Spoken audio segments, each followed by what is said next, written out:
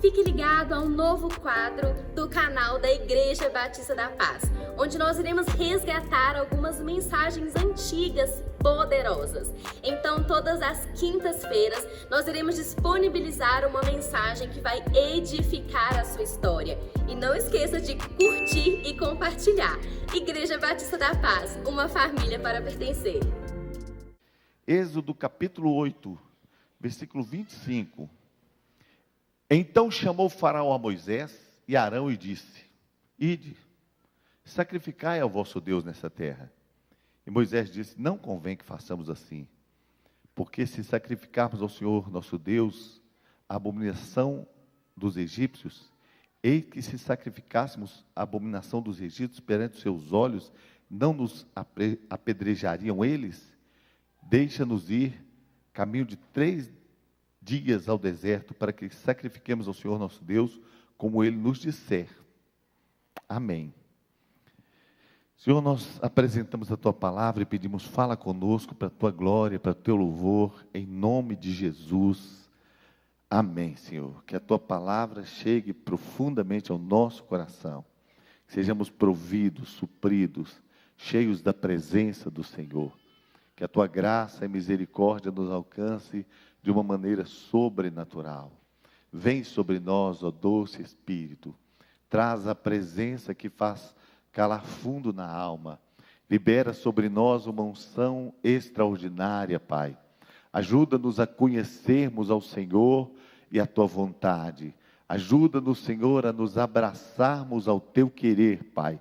Leva-nos para um lugar mais perto do Teu coração. Queremos ouvir a Tua voz, saber a Tua vontade e Te obedecer. Em nome de Jesus. Amém, Senhor. Amém.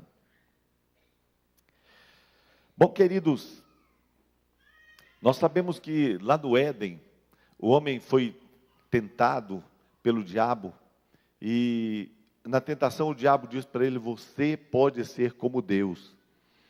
E esta voz no deserto, este ataque satânico no deserto, ele replica o que já havia acontecido no céu. Lá no céu o diabo tinha desejado estar em outro lugar que não o lugar dele.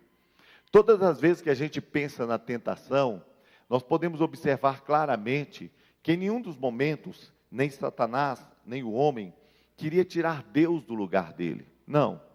O universo é inconcebível sem Deus. A presença de Deus, ela é não apenas necessário, mas imprescindível. Não foi esta a questão. A questão é que tanto Satanás quanto o homem queriam estar em um lugar independente de Deus. Eles não queriam tomar o lugar de Deus. Não há universo sem Deus. Eles queriam colocar um trono fora do alcance do trono de Deus. Quando o homem caiu no Éden, o desejo dele era se tornar Deus de si mesmo. Você vai saber o bem e o mal. Você vai decidir o certo e o errado. Você vai poder andar sem mentoria. Você vai poder andar sem que você tenha que prestar contas. Quando você observa o filho pródigo, ele vive uma situação similar. A Bíblia diz que o filho pródigo, depois de receber a herança do pai, não muitos dias depois, deixou a casa do pai. Não bastava ter a herança, não bastava ter recebido a posse dos bens, ele queria também ter o domínio completo e viver do jeito que ele quisesse e gastar como ele quisesse. Por isso ele sabia que não queria estar debaixo de uma mão de autoridade. Ele saiu debaixo da mão do seu pai e acabou debaixo da mão do porqueiro. Sempre haverá sobre nós uma mão de autoridade. Ele saiu debaixo da mão do seu pai, que ali representa o próprio Deus, e acabou debaixo da mão do porqueiro, daquele que colocou ele no chiqueiro passando fome. Então, queridos, lá no Éden, o diabo começa a fazer uma proposta para o homem. Uma proposta que aparentemente parece boa. E ele continua fazendo propostas por toda a Bíblia. Inclusive, você vai descobrir que o próprio Rei Jesus, o próprio Senhor Jesus, não foi isento disso. O diabo apareceu para Jesus no deserto e também fez uma proposta para ele. E também ofereceu para ele algumas coisas. E diz: você não precisa passar tanta fome. você como filho de Deus não precisa passar tanta luta nem tanta dor. Você pode, se você realmente é filho de Deus, faça transformar pedras em pães. Escape desta luta, escape desta dor. O diabo ele tem propostas. E quando nós estudamos o livro de Êxodo, note, queridos, que essa mensagem não é minha. Eu estou pregando uma mensagem aqui que eu ouvi de um pastor querido, pastor Rogério Luiz Teixeira. Inclusive já é a segunda vez que eu prego, então além de não ser minha, ainda é repetida. Mas eu acho que os princípios são tão poderosos que eles vão te abençoar. Este texto ele fala de algumas propostas do diabo para o povo. Moisés tinha sido levantado como libertador porque o povo estava clamando por libertação. E quando ele chega no Egito, ele começa a fazer alguns milagres diante de Faraó. Acontece que todo milagre que ele faz, o capeta imita. O diabo gosta de imitar a Deus. O diabo é mestre em causar confusão, ele gosta de misturar a verdade. Ele gosta de adulterar a verdade. Então, enquanto o diabo traz aquela confusão ali, Moisés está apresentando as pragas, e elas vão se multiplicando no Egito, mas Faraó está com o coração endurecido, porque Moisés faz o cajado se tornar uma serpente, e os magos também fazem. Moisés faz as rãs virem do rio, e os magos também fazem. Moisés faz as águas tornarem sangue, e os magos também fazem. Mas então Moisés pega do pó da terra, e joga no ar, e faz com que aquele pó se torne em piolhos, e dê úlcera no povo, e aí os magos falam, olha, esse negócio é dedo de Deus, porque isso aí é difícil, eles não conseguiram reproduzir. Chegou nesse momento que eles não estão conseguindo mais reproduzir, e eles dão um conselho para Faraó, Faraó, acho melhor mandar esse povo embora, porque esse negócio aí é de Deus mesmo. E Faraó começa a pensar, ele tem nas suas mãos os escravos, e ele começa a pensar o que fazer. Sabe, irmãos, é interessante que Deus, quando Ele manda para nós Jesus, Ele manda um libertador, e o diabo quer nos manter nos cativeiros. Então Ele faz uma proposta para nós. Ele faz uma proposta para cada um de nós. Faraó chama Moisés e fala, olha, chega de problema, chega de praga. Deixa eu dizer uma coisa. Você está dizendo que Deus mandou vocês sacrificarem, mandou vocês adorarem, mandou vocês irem a 3 dias de caminho, mas eu quero fazer uma proposta para vocês. Podem sacrificar aqui mesmo no Egito. A primeira proposta do diabo, olha, pode ficar à vontade, pode servir a Deus, pode adorar o seu Deus, pode buscar a Deus, mas aqui mesmo no Egito. Todos nós sabemos que o Egito é símbolo do mundo. Todos nós sabemos que o Egito é o lugar considerado símbolo do mundo, porque é o lugar do nosso cativeiro, é onde o povo foi escravizado. E do Egito eles saíram para Canaã. E é interessante que essa proposta é assim, não se preocupe, você pode viver uma vida fazendo coisas para Deus sem ter que deixar o mundo. Você pode viver uma vida fazendo coisas para Deus sem ter que limpar o seu coração completamente. Você pode viver no conceito do mundo, no contexto do mundo, e ainda assim, vivendo no Egito, você pode ser um adorador. Você pode ser um adorador. Sabe o que foi que Moisés falou para Faraó? Falou, Faraó, nem é Deus que vai nos condenar, os egípcios vão nos apedrejar, o mundo vai nos expurgar, nem o mundo aceita esse tipo de vida dupla, nem o mundo aceita um adorador adorando aonde não é contexto de adoração, nem o mundo aceita gente que teme a Deus, oferecendo alguma coisa a Deus, ofertando o seu coração a Deus, vivendo no mundo. Hoje, meus irmãos, eu prego essa mensagem pensando como isso tem sido uma realidade que nos acua. Porque cada dia que passa a gente vê o evangélico se tornando mais sem evangelho. Pessoas que estão perdendo um pouco da essência do evangelho. Quando você começa a observar, as pessoas estão sendo adoradores, mas eles continuam com a vida arraigada no mundo. Não dá para ser um adorador se nós ainda estamos vivendo todos os princípios e valores do Egito. Não dá para ser um adorador se quando nós negociamos somos egípcios. Não dá para ser um adorador se quando nós estamos longe somos egípcios.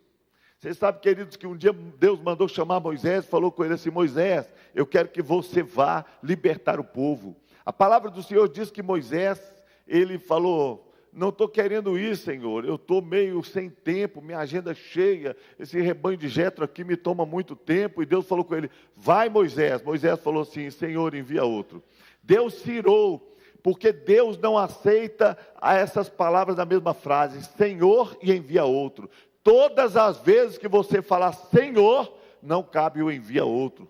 Deus se irou com Moisés e disse para ele, você vai. E o Moisés foi. Mas diz a palavra do Senhor, um dos textos mais estranhos da Bíblia, é que no caminho Moisés entrou numa estalagem e Deus intentou matá-lo. Você já imaginou o que é Deus enviar Moisés com 80 anos para o Egito, para tirar o povo do Egito, e a Bíblia diz que no caminho Deus intentou matá-lo? Por que Deus quis matar Moisés? A Bíblia diz que a sua esposa Zípora circuncidou seus filhos e jogou o prepúcio no chão, jogou a circuncisão e diz para ele, homem sanguinário. Interessante que foi uma coisa tão forte que aconteceu naquela estalagem, que a mulher de Moisés percebeu o que estava acontecendo. Mas sabe por que foi que Moisés, que Deus intentou matá-lo no caminho? Porque Moisés chegou na casa de Jetro como egípcio. Quando ele chegou na casa de Jetro, ele ajudou as filhas de Jetro a beberrar o rebanho. E a Bíblia diz que elas foram para casa e disseram assim, um homem egípcio nos ajudou. A identidade de Moisés, que ele se apresentou na casa de Jetro, foi de um egípcio. Quando Deus manda ele voltar para o Egito, ele se lembra que lá no Egito ele era príncipe. Talvez ele foi lá naquele baú antigo, removeu, abriu aquele baú, pegou novamente o seu turbante riscado, seu turbante egípcio. Quem sabe ele pegou de novo a sua caixa de maquiagem, riscou os seus olhos outra vez, se maquiou como egípcio e disse, eu vou voltar para lá e eles vão ver. Quem sabe ele pegou o seu brasão, o brasão com que ele fugiu, a roupa que ele fugiu e vestiu-se outra vez de egípcio. Quando ele está no meio do caminho, Deus intentou matá-lo, porque ele não tinha circuncidado os filhos, ele não tinha se identificado como israelita, ele não tinha se identificado com o povo de Deus, ele estava na casa de Jetro, fugido de Faraó e não tinha se identificado com Israel, era um homem sem identidade nenhuma. A coisa mais triste que tem é crente sem identidade. A coisa mais triste que tem é crente se perdendo nos meandros da vida e já não sabe quem é. Vivendo a vida cristã e querendo ser adorador, mas lá no seu coração, muitas vezes, ele tem práticas do Egito, ele quer adorar no Egito. Não dá para ser adorador estando no Egito. Não fique pensando, eu vou adorar a Deus quando eu for mais velho. Eu vou ficar no Egito e vou desfrutar tudo, mas eu amo o Senhor. Eu vou ficar no Egito e quando eu for mais velho eu vou servir a Deus. Eu vou ficar no Egito e quando eu for daqui a algum tempo eu vou entregar minha vida a Jesus completamente. Deixa eu te dizer uma coisa, meu irmão, a Bíblia fala a seu respeito. A Bíblia fala que não é desperdício a juventude na presença do Senhor. A Bíblia fala que não é ganho a juventude passada do Egito. A Bíblia diz assim, lembra-te do teu Criador nos dias da tua mocidade, antes que venham os maus dias e cheguem os anos nos quais vem dizer, não tenho neles prazer. O tempo de servir a Deus é o mais rápido possível, é o mais cedo possível. E quando um jovem entrega a sua vida a Jesus, não apenas ele desfruta de tudo que Jesus tem para fazer, mas ele vive muito melhor e mais intensamente do que alguém que está vivendo a sujeira do Egito. É triste quando a gente quer ser adorador e permanecer no Egito. Mas Moisés falou, nós não vamos ficar aqui. Nem o Egito nos aceita. Você já notou, irmãos, que você às vezes é crente e você quer ficar lá no mundo tomando uma cachaçinha, você quer ficar no mundo vivendo as coisas do mundo e quando você pisa na bola, o próprio mundo te condena? Uai, mas você não é crente? Você já notou que lá no mundo, quando você pisa na bola, o próprio mundo fala, mas você não é crente? Quando você adora no Egito, o Egito não recebe a sua mensagem. Quando você adora no Egito, o Egito te apedreja. Quando você adora no Egito, o Egito joga pedra em você. A Bíblia diz que se o sal se tornar insípido, para nada mais serve a não ser para ser pisado pelos homens. Os homens pisam o testemunho de quem eles não reconhecem. Os homens pisam o testemunho de quem está no Egito, querendo ser adorador. Para ser adorador, você tem que fazer uma transição. Não dá para ser adorador no Egito. Não dá para ser adorador no Egito. Então ele continuou dizendo, então disse Faraó, deixar-vos-ei ir para que sacrifiqueis ao Senhor vosso Deus no deserto. Somente que indo, não vades longe. Orai também por mim. Faraó fez a segunda proposta. E a segunda proposta era a seguinte: escuta, pode sair do Egito, mas não vai longe não. Está vendo aquela pirâmide? Não perca de vista. Fica perto do Egito. Ora por mim, tá? Saindo daqui, pense em mim, chore por mim, liga para mim. Não liga para ele. Faraó disse assim: quando vocês saírem do Egito, não vão para muito longe. Mantenha sua mente aqui. Fica perto. Pense em mim onde vocês estiverem. Você sabe, irmãos, que infelizmente tem havido cristãos que têm saído do Egito, mas eles estão ainda com saudades do Egito. Acho que a maior crise do deserto é que constantemente eles diziam: vamos levantar um capitão para nos levar de volta para o Egito. Eles diziam: nós temos saudades das cebolas, dos pimentões. Todas as vezes que as pessoas viajam para Israel, quando elas estão passando por ali, os que passam pelo Egito, dizem que o pior lugar para estar é no Egito, e que no Egito a comida é horrível. Eu me lembro o pastor Dalci falando comigo: William, no Egito eu comia ovo, porque o ovo é ovo em qualquer lugar. Talvez comia um ovo de cobra lá. Ele falou: comia só ovo, porque ovo é ovo em qualquer lugar. Ele diz: William, do café da manhã era cebola e pimentão. O povo estava com saudade de cebola e pimentão. O povo estava com saudade dessas coisas. Você sabe o que é essa saudade do Egito? É quando a gente deixa o Egito, mas continua com valores do Egito. Quem sabe, irmão, você foi um valentão lá no mundo, e de vez em quando você quer ressuscitar esse valentão. Se eu não fosse crente, eu te dava um soco na boca, arrancava um dente da frente. Isso é do mundo, isso é do Egito. Você está falando assim comigo? Pegou o boi que eu converti, senão você ia ver. Deixa eu te falar uma coisa, irmão. A Bíblia diz: não te invejes do homem violento. Isso é do Egito, não está mais em nós. Fomos livres dessas coisas. Às vezes o crente passa, uma mulher bonita, um homem olha, um homem cristão olha e fala: ai, se eu não fosse crente. Misericórdia, irmão! Isso não é um lugar agradável, isso é um lugar de pecado, de sujeira, de vergonha. Não é agradável olhar para uma mulher que não seja mulher da gente. Não tem que gerar prazer.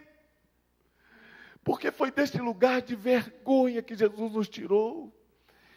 Isso não é apenas sexo, é pecado, é a prostituição no coração do homem. A Bíblia nos mostra muito claramente que quando o homem deixou o Éden, ele levou dentro de si o desejo pelo proibido. Não é mais apenas o sexo, é o sexo proibido. É a cobiça pela mulher alheia ou pelo homem alheio. É o olhar a mulher, a nudez alheia, é o entrar na internet para ver o que não interessa. Isso é gente que está adorando perto do Egito, que ainda consegue ver as pirâmides, que ainda está pensando em Faraó. Que tristeza, porque foi deste lugar que Deus nos tirou. Foi desta vergonha que Deus nos tirou. Agora nós dizemos: graças a Deus, eu sou um homem que tem olhos só para minha esposa. Eu desejo uma mulher só a vida toda. Louvado seja o nome do Senhor. Porque a Bíblia diz que quem pensa o contrário é como uma porca que volta ao vômito, que não entendeu ainda de onde Deus nos tirou. De onde Deus nos tirou. Porque é fácil ser valente, difícil é levar a afronta, difícil é bater numa face e oferecer a outra. É fácil ser mulherengo, difícil é ser nobre dentro de casa, difícil é ser homem dentro de casa. Essa nobreza que Deus espera em nós. Quando as pessoas, ainda com saudades do Egito, Saudades da vida velha, ou quem sabe você levou uma trouxa e está adorando perto do Egito, daquela roupa velha. Sabe aquela roupa velha que fica no nosso guarda-roupa, a gente dizendo, eu ainda vou emagrecer, vou entrar nessa roupa de novo, eu vou emagrecer, roupa de adolescente. Seu irmão, dá essa camisa para os outros, irmão. Mas essa camisa foi minha mãe que me deu, camisa do galo. Irmão! Joga esse negócio, bota fogo.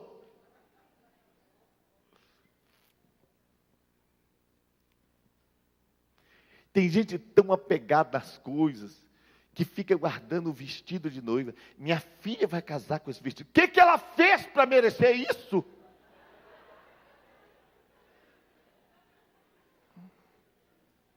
Casar espirrando. Mãe, que vestido terrível.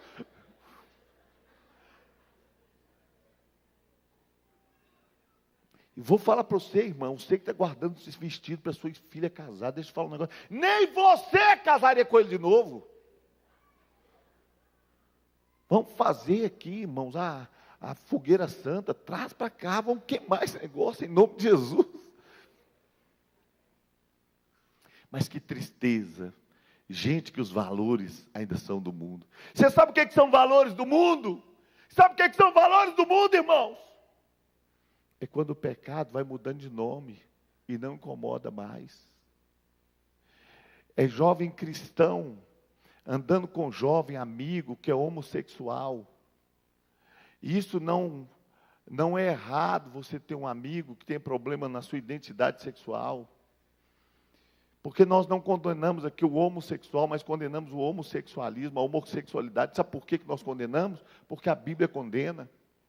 A Bíblia diz que Jesus falou assim, quem não tiver pecado, atire a primeira pedra. Ninguém atirou a pedra, sabe por que não atirou? Porque o único que podia atirar a primeira pedra, chamava-se Jesus Cristo, era o único homem sem pecado. E ele não atirou a primeira pedra. Quando todo mundo foi embora, Jesus falou assim, mulher, ninguém te condenou? Ela disse, não, Senhor, ninguém. Ele disse, nem eu te condeno. Vai, não peques mais. Ele não condenou a mulher, mas condenou o pecado. Ele não condena a prostituta, mas condena a prostituição. Ele não condena o homossexual, mas condena o homossexualismo. Ele não condena o heterossexual, mas condena a prostituição. Ele condena o pecado. Jesus condena o pecado. E de vez em quando as pessoas começam a andar com outras pessoas, e daí a pouco eles começam a achar normal. Não é normal, não se acostume. Não se acostume, não se conforme, porque Jesus sentava com pecadores à mesa, mas ele dizia, o médico não vem senão para o enfermo. Ele sabia, eu sou médico, e eles são os doentes. Sabe, irmãos, quando eu me converti, eu vivi uma crise muito grande, porque nós éramos muito queridos, irmãos, muito amigos, eu, o Emerson e o Jefferson. E quando eu me converti, o Jefferson e o Emerson, porque não se converteram também, assim, logo depois, né?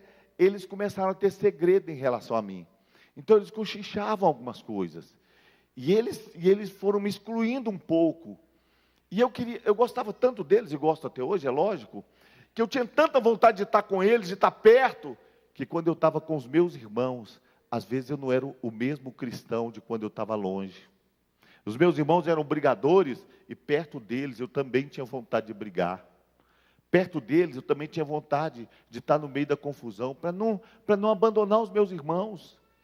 Muitas vezes, eu, em vez de ser um médico, eu estava sendo uma pessoa doente também. Às vezes você está lá na sua casa, no meio da sua família, e você diz, eu sou o único cristão. Como é o seu testemunho quando você é o único cristão? Talvez você está pregando um evangelho tão duro, tão feio, que está afastando as pessoas. Mas quando você diz, o meu coração está longe do Egito, você começa a pregar um evangelho que tem vida. Você começa a fazer diferença. Há pouco tempo eles mandaram uma ordem aí do Facebook, eu não tenho Facebook, eu fico decepcionado. Por isso eu estou pregando essa mensagem de novo. Com quão perto do Egito estão alguns adoradores. Decepcionado. Que quando acontece um jogo de Cruzeiro e Atlético, de vez em quando alguém posta lá dizendo as Marias. Cristão, servo de Deus, depreciando as pessoas. Eu fico decepcionado de saber que no Facebook tem tanto derramamento de amargura, de fel, que quase não faz diferença um Facebook de um cristão e do não cristão, que tem fofoca. De vez em quando um desses irmãos mais famosos fala alguma coisa no Facebook lá e todo mundo desce a borracha e bate. Você está batendo no evangelho. De vez em quando bate no ateu, você está batendo no evangelho. Evangelho é boa notícia, evangelho não é xingar os outros, evangelho não é criticar a fé dos outros.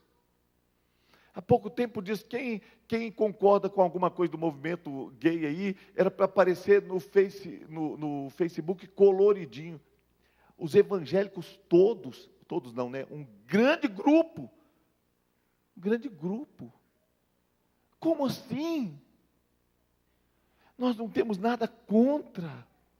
Mas não. Nós temos coragem de dizer que pecado é pecado. Nós ainda vamos chamar pecado de pecado, irmãos. Nós ainda vamos chamar pecado de pecado. Ainda vamos. Não somos adoradores que estamos fazendo como referência as pirâmides do Egito. Não vamos adorar de tão perto que os valores dos egípcios ainda estão no nosso coração. Não. Nós queremos adorar mais de longe. Nós queremos ficar mais longe. E a Bíblia diz que Faraó, então, depois de insistir com Moisés, ele começou a fazer uma outra proposta. E mais uma proposta de Faraó está escrito aqui. Em Êxodo, no capítulo 10, o versículo 9.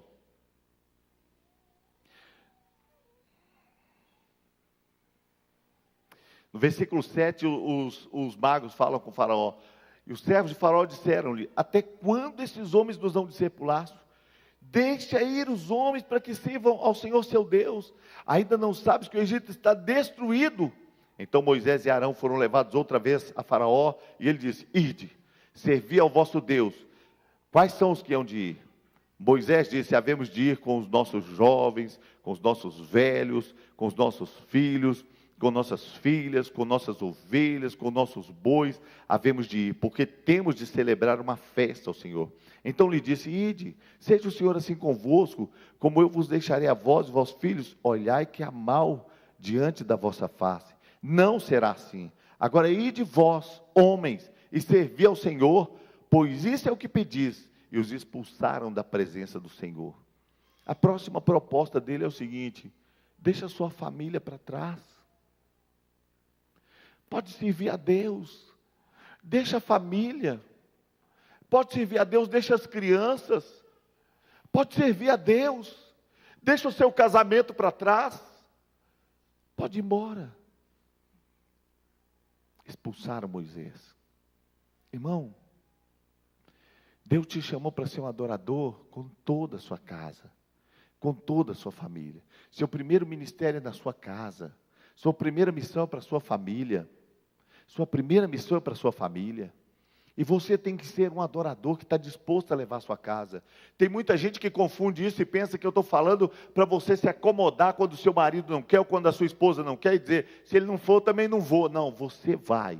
E você vai declarar profeticamente. E você vai levar pela fé. E você vai levar por boa atitude até que ele vá junto. Mas deixa eu te falar uma coisa muito especialmente, preste atenção no que eu vou falar. Muito especialmente hoje, eu quero falar sobre as crianças. Os pais estão abandonando as crianças nas mãos de Satanás. Os pais têm aceitado a proposta do diabo, que as crianças não fazem parte do pacote. Os pais não estão mais criando filhos. Irmãos queridos, nós já tivemos célula que fechou, porque o anfitrião não aguentou as crianças. Sabe por quê? A gente fala todos os dias aqui, direto eu falo sobre criação de filhos, mas parece que as pessoas não estão entendendo. Porque quando os pais estão nervosos dentro de casa, eles dizem: menino, sai de perto de mim, vai assistir televisão agora. Estão entregando os meninos para babá eletrônica, para televisão. Antigamente os pais ficavam nervosos quando chegavam na casa dos outros e os filhos subiam no sofá com os pés descalços ou com calçado nos pés e mutuavam nos sofás dos outros. Os pais ficavam tristes e ficavam até envergonhados. Eles não ensinavam em casa e passavam vergonha na casa dos outros. Hoje eles não ensinam em casa e também não passam vergonha não, estão achando normal.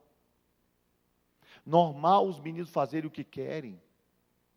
Os pais estão terceirizando, não têm coragem de ensinar, não têm coragem de disciplinar. Você sabe, irmãos, o que a Bíblia diz? A Bíblia diz que entra mais fácil 100 açoites nas costas do tolo, que entra mais fácil a advertência no coração do sábio do que 100 açoites nas costas do tolo. Então, até a criança se dará a conhecer pelas suas obras, se elas forem boas ou más. Crianças precisam ser ensinadas. Crianças precisam ser disciplinadas. Quem não cuida do seu filho, quem não disciplina o seu filho, quem está tentando cuidar dos seus filhos através de psicologia moderna. Sabe o que eu estou vendo? Os pais tentando convencer os filhos por psicologia moderna. Não pode bater no rosto da mamãe. Se bater no rosto da mamãe, não é legal. Né? Pá, não bate mais. Né? Pá. Apanhando o tempo todo. Mas sabe o que acontece? Seu filho bate no seu rosto, você dá um tapa na mãozinha dele. Não é nas costas da mão, na palma da mão. Pá. Não pode bater no papai e na mamãe. E bate. Pá. Você, pá! Não pode bater nas palmas. Não precisa ser tanto assim, tá? Estou brincando. Porque as crianças estão sendo preparadas. Irmãos, pega os desenhos animados que eles assistem. Nele está a natureza adâmica. E existe um estudo que numa determinada idade, quando a criança chega dos aproximadamente 8 a 12 anos, ou 10 a 12 anos, quando ele sai de junior para adolescente, ele fica no limbo, ele fica sem identidade, ele não sabe quem é. E aí então, de repente, desperta a semeadura que você fez. O menino desperta com aquela rebeldia toda no coração, rebelião que não foi quebrada na primeira infância, que não foi vencida na primeira infância e que vai manifestar na adolescência. E aí ele manifesta dizendo, desobediente, insubmisso, e você diz, você me respeita, você me respeita. E ele repete, você diz, você me respeita. E depois você se acostuma a ser desrespeitado. Você se acostuma. Sabe, seu filho que está nos seus braços hoje, 5 anos, 4, 6 anos, dentro de 10 anos, ele não está mais nas suas mãos para ser criado. Dentro de 10 anos, uma década vai voar, e dentro de 10 anos ele vai ter 15, 16, 17 anos. Já não é mais o tempo. Ensina a criança no caminho que deve andar. Pais não disciplinam mais os filhos. Irmãos, está tudo mudado. Hoje os adultos sentam no chão para comer e os meninos tudo na mesa. Se você se lembra da nossa época, todos nós, todos da minha idade aqui, todos da minha idade, ou de próximo da minha idade, lembra de uma surra que você nunca esqueceu? Todo mundo. Mas eu cheguei em casa, meu pai me pegou, minha mãe me pegou, ela me deu uma surra, todo mundo lembra. Todos nós nos lembramos que antes da criança comer, comiam os adultos. Sabe o que significa isso? Eles aprendiam respeito. Agora eles comem na frente, eles desrespeitam, eles desonram, eles mentem, e a gente fica com aquela filosofia barata. Meu filho não é bonito, meu filho não faz isso, meu filho não faz aquilo. Filosofia barata. As crianças precisam de disciplina. Esses dias o meu netinho chegou lá em casa, o Luca. Aí ele falou comigo uma daquelas mentiras escabrosas, que a gente sabe que é mentira, né? Aí eu falei com ele, Luca, você sabe que quem mente, a Bíblia diz que os mentirosos, eles não entraram no reino de Deus? Você sabe, Luca, o que é ficar a eternidade longe de Deus? Você sabe o que é o inferno, Luca? Ele falou, como é que é, vovô? Eu falei, é muito ruim. Escuro, feio, tem bicho. Eu falei com ele, vamos combinar, Luca, que toda vez que você mentir para mim, eu posso dar 3 chineladas na bunda? Desculpe, irmãos, a palavra. Foi isso que eu falei, não, foi na busanfa. Aí ele falou, vamos combinar 2, vovô? Falei, vamos. 2 tá bom. Vem cá para tomar as suas 2 primeiras. Mas já, eu falei, ué, nós combinamos. Aí falou assim, não muito forte, tá, vovô? Tudo bem. Tá, ai, tá, ai. Aí já não preciso mentir mais, olha como é ruim. É bem melhor do que o inferno, é bem melhor que o inferno, mas é ruim para valer. É ruim para valer. O Wolfgang Tyler tem investido muito em disciplinar as crianças. É um exercício difícil, porque criança é criança. E é um exercício que você faz o tempo todo. Sabe qual que é a dificuldade de disciplinar? É quando você não está ali derramando seu estresse, sua raiva, mas você vai calmo e tranquilo para dizer o que você está fazendo está errado. E você corrige a criança. A Bíblia diz que todo pai que ama, corrige os seus filhos. Nós não vamos deixar os nossos filhos no Egito. Nós não vamos deixar os nossos filhos nas mãos do inimigo. Nós não vamos deixar os nossos filhos sem disciplina. Quem ama, corrige. Quem ama, disciplina. Quem ama, ensina. Moisés não aceitou essa proposta. E aí então, para encerrar a mensagem, a Bíblia diz que o diabo fez para ele mais uma proposta. Faraó fez para ele mais uma proposta. No versículo 24 diz assim, então Faraó chamou Moisés e disse, ide, servi ao Senhor. Somente fiquem vossas ovelhas, as vossas vacas, vocês podem até levar as crianças. O diabo sabia que quem ia conquistar a terra eram as crianças. O diabo sabia. O diabo sabia que as crianças eram imprescindíveis. Mas então, quando o diabo percebeu que Moisés não ia ser dele, disse, pode ir embora. Mas deixa aqui os seus bens. Sabe, irmãos, vocês sabem que nós, os evangélicos, temos recebido essa proposta do diabo? A gente sabe que, às vezes, uma pessoa que não teme a Deus, gosta tanto de dinheiro, e a Bíblia diz que o amor ao dinheiro é a raiz de todos os males. É a única coisa que o ímpio e o crente desejam. Então, a gente começa a sentir como se fosse até um pecado querer ter prosperidade. A gente começa a sentir até como se fosse errado desejar que Deus nos prospere. Se fosse errado, e se fosse muito lindo a pobreza, irmãos, então a Nova Jerusalém não teria ruas de ouro e mar de cristal. A descrição da Nova Jerusalém não seria de pedras preciosas nos muros. Não seria que até no alicerce as pedras são pedras preciosas. Até no alicerce. Sabe o que estaria escrito sobre Nova Jerusalém? Eu vi a Nova Jerusalém que desce do céu. Muro simplesinho de bambu. Uns barracos, limpinho. Tudo muito bonitinho, mas muito simples. Não tinha mar não, mas tinha uma lagoinha bem bonita, uns peixinhos. Não. A Bíblia fala, eu vi a Nova Jerusalém que desce do céu, cidade de ouro, cidade brilhante, os muros são de ouro, os muros são de pedras preciosas, as ruas são de ouro, o mar é de cristal. O trono de Deus está na cidade, uma cidade farturenta, cidade cheia de milagres. A Bíblia diz assim, riqueza e honra habita na casa do justo.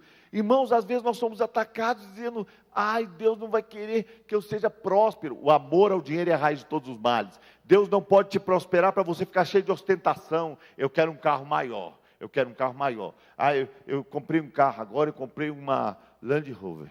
Mas eu queria colocar ela em cima do chassi de carreta para ficar mais alta. Irmão, deixa de ostentação.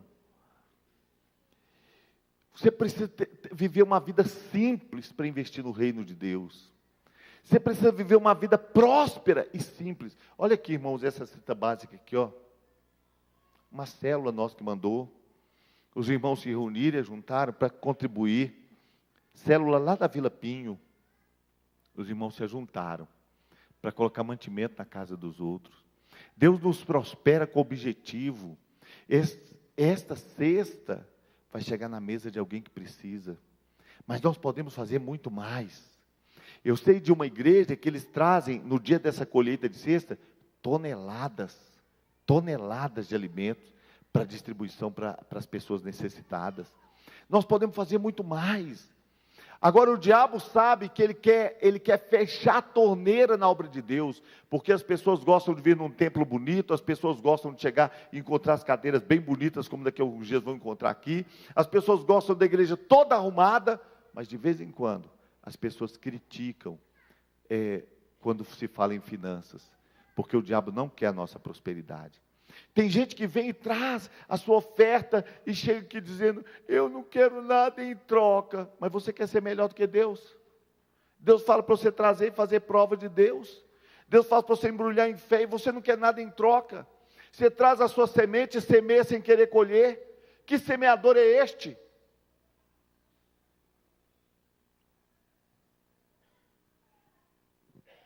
Muitas vezes nós somos crentes, e acreditamos em Deus, e acreditamos em milagres, mas acreditamos para a casa dos outros. Estava contando aqui hoje pela manhã, eu passei muito aperto financeiro, e um dia, eu estava no meio de um aperto tão grande, e um dia uma pessoa falou comigo, pastor, fiz uma oferta para você. Falei, que bênção.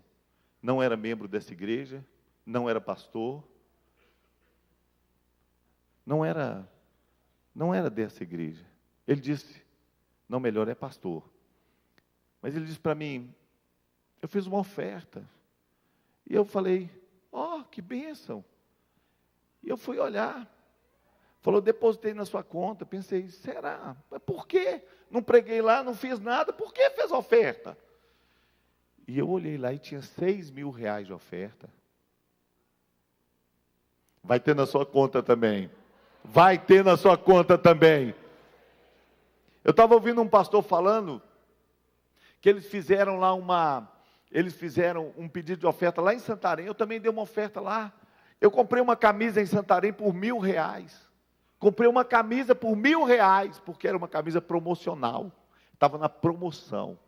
Quem quer uma camisa promocional? Quem dá R$1.000 nessa camisa? E eu fui lá e comprei. Sabe, irmãos, lá naquele lugar, um pastor pegou e deu todo o dinheiro que ele tinha de oferta, todo. Ele contou o testemunho lá. Ele disse que ele ficou sem dinheiro para o almoço, sem dinheiro para o lanche, sem dinheiro, ele ficou sem dinheiro para nada, e ainda tinha uns 3 ou 4 dias de conferência. E ele falou com a esposa dele, olha, nós estamos no hotel, toma um café ajeitado, pode tomar café, porque vai precisar. E a esposa dele pegou, levantaram pela manhã, já preparado para tomar aquele café, fazendo aquele alongamento de estômago, né? Aí, ele disse que ligou a televisão assim, enquanto ele estava se arrumando, e lá na televisão aparecia um homem falando assim, você já olhou a sua conta bancária hoje?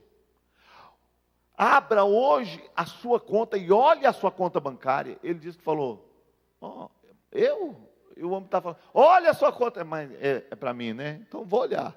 Abriu a conta bancária dele, não, era 0 que estava na conta dele.